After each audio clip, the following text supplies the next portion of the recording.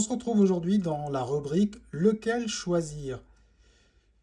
Vous avez envie d'acheter un appareil photo, vous vous tournez vers l'occasion et notamment sur les sites de petites annonces et vous tombez sur différents appareils qui semblent être des appareils qui peuvent vous convenir. Aujourd'hui, on compare deux appareils de marque Sony, le HX90V et le HX9V. Ces appareils sont séparés de quelques années, mais on les retrouve parfois à des prix relativement proches en occasion. Quelles sont les différences de ces appareils? On va les afficher à l'écran. Les plus grandes différences concernent la résolution du capteur, 16 millions de pixels d'un côté, 18 millions de pixels de l'autre. Le facteur d'agrandissement de l'objectif, 20 fois d'un côté, 30 fois de l'autre. Et puis, on a toute somme de détails qui ne sont pas anodins et qui peuvent contribuer d'un côté à avoir quelque chose de peut-être plus utilisable que l'autre.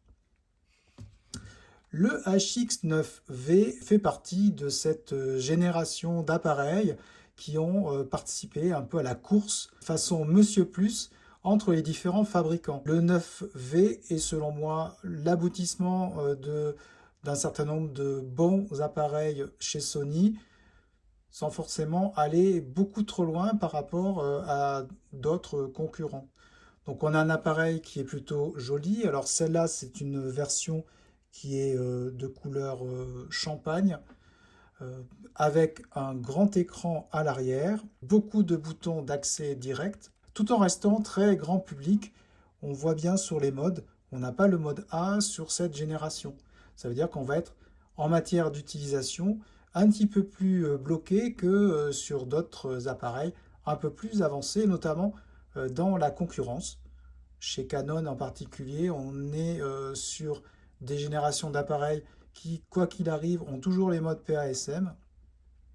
On retrouve aussi chez Panasonic des modèles équivalents qui, là aussi, ont pas mal de réglages directs et peut-être un peu plus riches que sur Sony. Sony a avec lui la force d'un écran de bonne qualité, de la fonction panoramique qui chez les concurrents n'était pas aussi élaborée, et puis d'un appareil plutôt dans l'ensemble véloce. Cet appareil, on le trouve selon les annonces et en fonction de cet état. Celui-là, il est dans un état quasiment neuf. Lorsque je l'ai acheté, je l'ai payé 40 euros. Certains diront que c'est un peu cher, mais comparez ça avec ce que vous avez avec un smartphone de moyenne gamme, ce Sony, il fera bien mieux dans beaucoup des secteurs, déjà dans le fait de pouvoir grossir les photos, ce qu'aucun smartphone ne propose aujourd'hui. L'inconvénient de ce 9V, c'est que c'est un appareil qui, au niveau de son objectif, a une plage qui est un petit peu dégradée lorsqu'on zoome beaucoup, avec des rendus et une colorimétrie qui, selon moi, est quand même bien affectée lorsqu'on est avec le grossissement maximum, et surtout lorsque les conditions de lumière sont compliquées, en bord de plage par exemple, avec un temps un peu gris, on va avoir beaucoup de lumières qui vont être un peu cramées. Bon, ça c'est de toute façon les inconvénients d'appareils qui ont un range plutôt important au niveau du zoom. Là, on est quand même sur du 20 fois. C'est quand même grossir 20 fois. C'est quand même quelque chose de significatif. Voilà. Donc la finition de l'appareil est plutôt bonne. On a une poignée un peu en caoutchouc qui se tient bien lorsqu'on a l'appareil en main. Et puis un rendu euh, plutôt plastique, j'ai l'impression, ou un petit peu métallisé, qui là aussi tient bien dans le temps. Hein. Si vous en faites bon usage et que si vous prenez soin de votre appareil, il n'y aura aucun souci. Si on compare au HX90V, alors ça c'est un appareil qui en matière de tarifs se trouve même encore aujourd'hui à la vente neuf. C'est un appareil qui date déjà d'un petit moment malgré tout, un appareil qui là aussi est teinté haut de gamme. On est plutôt dans des appareils qu'on appelle pour amateurs experts, même si c'est un digne héritier du HX9V, du 20V, et puis de tous les appareils qui l'ont succédé, notamment le 60V, qui est l'une des versions les plus récentes. Par contre, on a tout de suite ici un ensemble de fonctionnalités qui supplante totalement le 9V. On a déjà, dans un premier temps, chose qui était arrivée assez récemment dans la gamme Sony, le fait d'avoir un viseur électronique escamotable. Donc ça, on le retrouve sur les derniers modèles du RX100, sur des modèles qui sont très très chers, hein, de l'ordre de 600 euros. Ce HX90V, lorsqu'on le trouve d'occasion, on va l'avoir probablement un peu plus cher que le 9V, mais par contre, vous allez voir, on a quand même beaucoup de fonctionnalités qui sont intéressantes. Donc on a ce viseur électronique qui va vous permettre aussi d'étendre votre champ d'utilisation.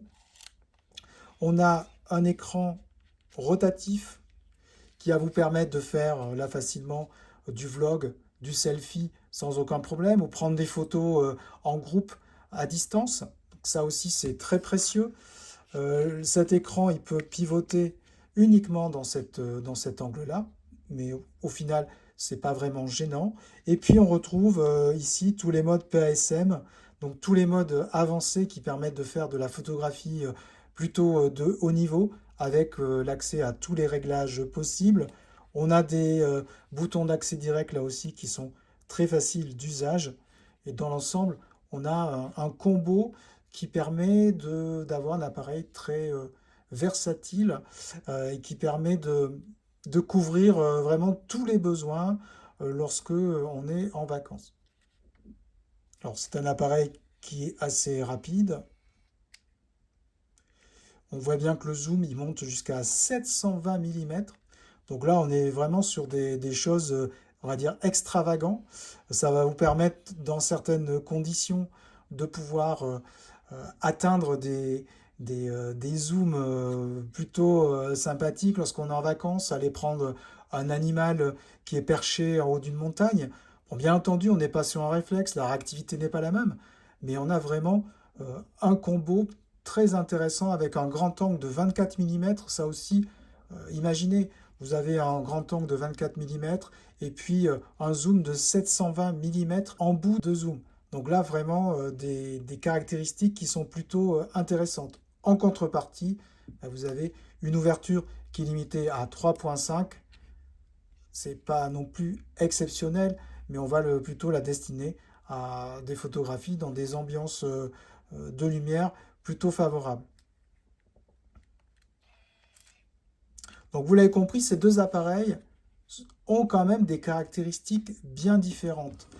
Mais en fonction de votre budget, vous pourrez peut-être être amené à décider de l'achat entre ces deux appareils. Si vous avez un petit budget, n'hésitez pas. Le 9V est fait pour vous, il va vous satisfaire.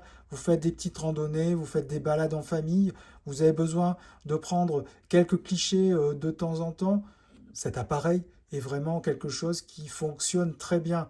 L'autonomie est bonne, il utilise des cartes mémoire SD, donc on le retrouve partout. La batterie, on la trouve sur des sites de vente à distance les plus célèbres sans aucune difficulté. On est vraiment dans le grand standard de Sony. C'est pour une 30 à 40 euros quelque chose qui est vraiment d'un bon rapport qualité-prix. Attention, si on vous le propose à 100 euros, je pense que ce n'est pas forcément le bon achat. Il y a d'autres appareils dans une fourchette de 100 euros qui sont quand même bien plus performants et que vous pouvez trouver. C'est pour ça que la comparaison en matière de prix, s'il faut décider entre les deux et mettre peut-être 20 euros de plus, disons 120 euros sur ce modèle-là, plutôt que 100 euros sur celui-là, mais il ne faudra pas hésiter à prendre plutôt le HX90V qui est très complet et qui propose là aussi un objectif qui dans l'ensemble est un peu meilleur que ce qu'on peut avoir sur le 9V. Donc en occasion, il faudra un peu peser la balance. C'est la balance du prix qui va vous permettre d'opter pour l'un ou pour l'autre.